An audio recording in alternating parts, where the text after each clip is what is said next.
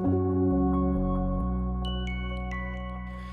right, welcome to another episode of the Greater Cause podcast. This is Pastor Jack here, as always, with Pastor Randy. Randy, how's it going? It's good, good. And I need to correct you, Jack. It's another episode in a sense, because we've been doing this for quite a while, but it's our first video episode. First video episode. Right? Yeah, we're taking it to a new level. We'll see how it goes. We'll let the viewers make that decision for themselves.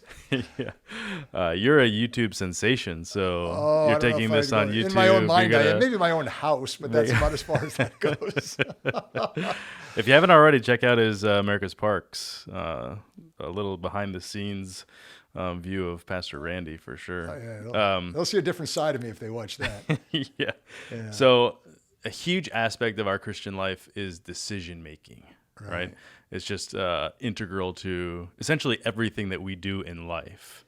So that's what I thought we'd talk about today, how to make decisions as Christians. Yeah, and we want to keep this practical, right, Jack? Very practical. We want to keep this podcast very practical, very simple, very biblical, as we should. Yep. And I think that's a good spot to start. You know, how do we make decisions? Yeah. Because we're faced, as you know, with hundreds of decisions every day. Every single day. Right. So as Christians, do we need to make all of our decisions based on the scripture? Is that necessary? I'd say so. You think so? We are keeping this really simple, aren't we? So, help us to think through that. Because you and I both know we're going to make probably more like thousands of decisions, right? If you really boil it down, literally thousands of decisions. And we take the general principles of Scripture, like in all that you do, do it for the glory and honor of God, right? Whether you eat or drink, 1 Corinthians 10:31. So that tells us that even what we choose to eat, how we spend our money, what we wear, I mean, all of these, in a sense, are decisions. You know, what did Jesus say to the disciples in Luke 6:46? Why do you call me Lord, Lord, and do not do what I say? So it's not like, you know, Jesus is on the shelf, as I say so often, and we just go about our daily business. Everything we do is to be in submission to the lordship of Christ. Yeah. So there's responsibility, there's a stewardship. And also when we do things his way, not only honoring him, but we'll also be blessed as well. So everything we do has to pass through that grid, in a sense, of asking ourselves, am I doing this for the Lord's glory? Is this the right thing to do? Right. Even in the gray areas, which, and we emphasize quite often that there's black, there's white. We could talk about that in these two segments we'll do together. But there's a lot of gray. And so what what's might the difference? Be right for you might not be the best for me. So we need to start with some different principles. And I've come up with 6 principles, I think, that we need to follow when we make a decision to honor God. And what's the difference between black and white and gray? Yeah, the gray ones would simply be, and that kind of goes into the first point, is it in the Bible? Yeah. So if it's in the Bible, it's black and white. So things like lying, okay, that's black and white. That's very clear. Profanity, the issues of sexual immorality, drunkenness, you know, very black and white. And these are all, as we go into this first part, what we do is we take every decision we need to make and we examine the scripture to see if the Bible talks about that particular issue. It's very black and white. This is submission to lordship of Christ. This is being a Bible-believing Christian. This is do it and be blessed mandates. You know, I was thinking of some scripture earlier, John 3:36. I love this verse. Jesus says, he who believes in the Son has eternal life, right? We all know that. Yeah. But he who does not, and we oftentimes think the word believe would be in there again, but it's not that. He who does not obey the Son will not see the light, but the wrath of God abides on him. So it's making it clear in this section of Scripture that our need to follow Jesus is not based just on belief, or we should say it's based upon belief, but belief always operates in the realm of obedience. Yeah. True belief is obeying. The reason I know I believe is I take these words and I obey them.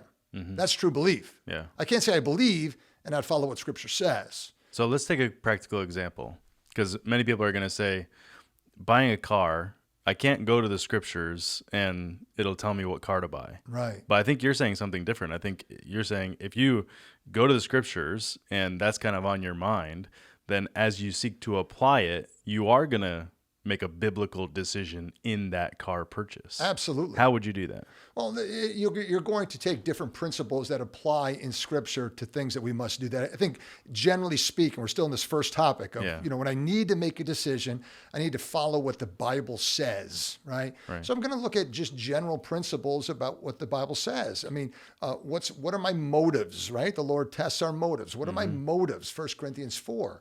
For deciding to buy this car. The Bible talks about being a good steward of the money. It's not my money, it's God's money. So am I being a good steward in purchasing this car based upon what he has chosen to bless me with?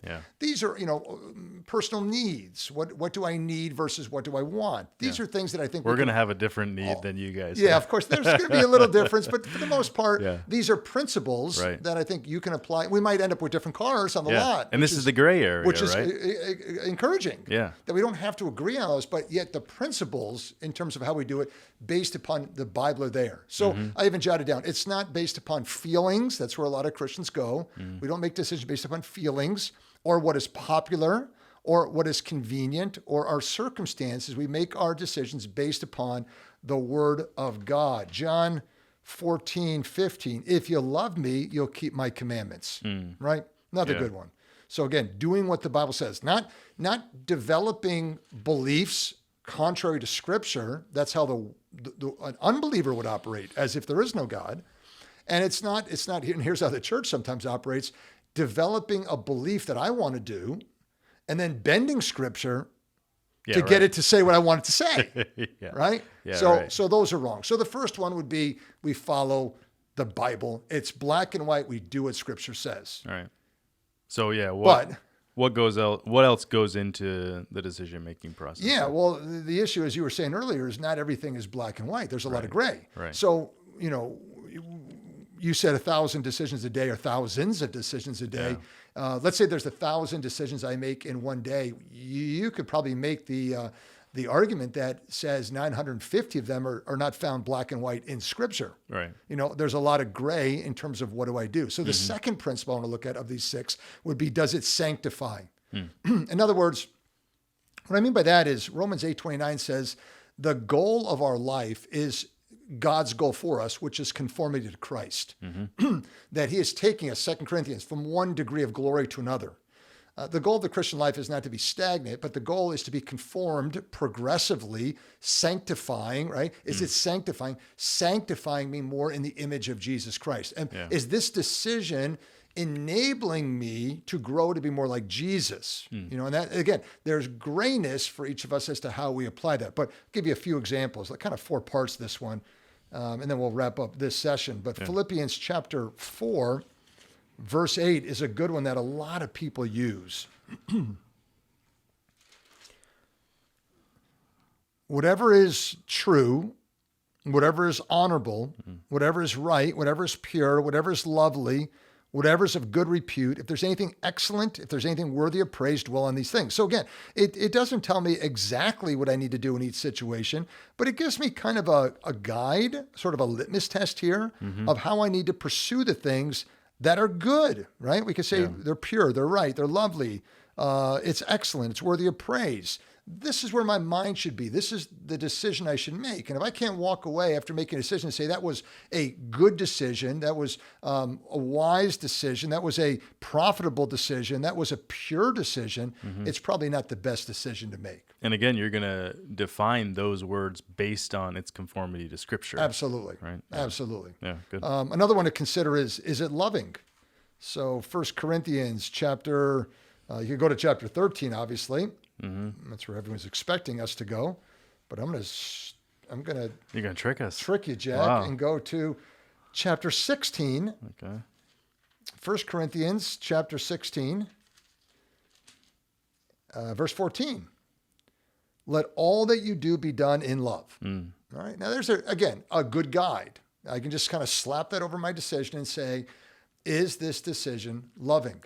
I think I shared in a sermon recently. It was Saturday night, and my neighbors were having a party. Remember that? Do you remember that story? Yeah, loud music. And they were just, and again, they were blasting music. You want to be a good neighbor. Everyone has a party now and then, and you want to have some fun. Right. And I'm sure the neighbors have said that about us on occasions when my kids get together and have friends over where they just got some music playing, but there's a courtesy rule that at a certain time, like 10 or at least midnight, you're starting to kind of tone it down a little bit, right? Yeah. And I remember waking up. It was, I think, 3 a.m. And it's one of those weird things where the music actually worked into my dream. So I'm dreaming of like loud music, and you wake up and you're hearing the music. And I look at the clock, it was 3 a.m. still. Ooh. Now I got to get up in about 3 hours to preach on Sunday. And I'm thinking, guys, I mean, you're disappointed. It's inconsiderate. You don't want to walk into the flesh, but you're like, this is just not good. But if I did walk in the flesh, one of the temptations that definitely crossed my mind. Yeah, now you have a decision was to get the biggest speakers I could find, blast them at their house, which probably they were sound asleep at 6 a.m, and play the music as loud as I can, and even play some Christian music just to drive them nuts. And I would have every right to do that in terms of revenge, I guess, but clearly not the best thing for my testimony, but clearly, again, with this principle, not the most loving thing I can do. That wouldn't be loving. Right. Even though I could give to them what they gave to me, it wouldn't be a loving thing to do. So again, not the best decision because it's not loving. Yeah. Another one is our conscience, Jack. And the Bible says a lot about this, and I really wish the church would talk about it more. 1 Timothy, Jack. 1 Timothy chapter 1, verse 19. It says, keeping faith with a good conscience, which some have shipwrecked, which have rejected and suffered shipwreck in regard to their faith. So there's this principle in the Bible that talks about when God has created us, believer and unbeliever alike, he makes us with a conscience. It's a warning system. And when we get saved, it works in conjunction with the Holy Spirit. And what we must do is we must always protect that conscience, protect that warning system. Right. And if there's something that maybe the Bible, maybe even the Bible doesn't speak about it, but I'll go further. Maybe the Bible even says it's okay to do. But I just feel in my heart, it's not right for me. I just don't feel comfortable doing that. I've got to make sure I don't do it. Yeah. And that's another way to make a decision. So everybody in the world, even in the church, might be watching a certain movie, and I start watching it thinking, well, everybody watches it, but I just feel uncomfortable. Drinking alcohol. Bible would give you, obviously, freedom to do that, Christian freedom with the limitations. But if you feel uncomfortable doing something, never violate your conscience. And Paul even talks about, if it causes my brother to stumble, right, and violate their conscience, I'll never eat meat again, he says, right? In 1 Corinthians. So that's important to remember. And then the last one is it profitable? Let's go back to 1 Corinthians chapter 6. And I really like this one. But Paul said in 1 Corinthians chapter 6, verse 12, all things are lawful for me, meaning within Scripture. Scripture doesn't address it. I have freedom in Christ to do those things. And that's where we don't judge one another because we have freedom in those areas. But here it is. Not all things are profitable. Isn't that great? Yeah. So even though I might have freedom to do it, it doesn't mean it's always the best thing to do. Right. So what we try to avoid is the old adage, well, it's not in the Bible, so it's okay. Guys and girls dating, you get that question quite often about how far can you go? Well, we know there's an end game that you can't go near, but how close can we go to the end game? And it's like, well, what is profitable in this thing? Yeah. What is the wise decision to make that is a profitable decision? He goes on to say, all things are lawful for me, but I will not be mastered. There it is, by anything. Yeah. So again, there's no sin to eating Doritos, but if I can't put the bag down, it's clearly mastered me. Right. And if I can't master my addiction to Doritos, I'm not going to master my addiction to lust. And you can put anything in that blank, right? And anything goes in there. And that's what's Netflix, nice about Amazon Prime Video. Yeah, absolutely. If you can, because now they're tricky, right? They'll start the next video as soon as the next one ends. So you don't even have to. Yeah, you don't touch anything, and the next one just goes. It's like you gotta you're being dominated every night. You're being dominated, being mastered. 10:23. All things are lawful, but not all things are profitable. All things are lawful, but not all things edify. So we're we don't want to be a legalistic church, but again, we don't want to be a church that says, well, it's not in the Bible, so therefore it doesn't matter. And again, these are decisions we hold in our own heart and our own conscience. Even within the church, you're going to make different ones. Right? Absolutely. Yeah. And there's the freedom we have. But those are two, and then let's get together again, and we'll talk about 4 more in the next session about how to make a biblical decision. Very important for the Christian to understand these principles. Yeah, great. Great. Thank you, sir. Thanks, Jack. Appreciate it.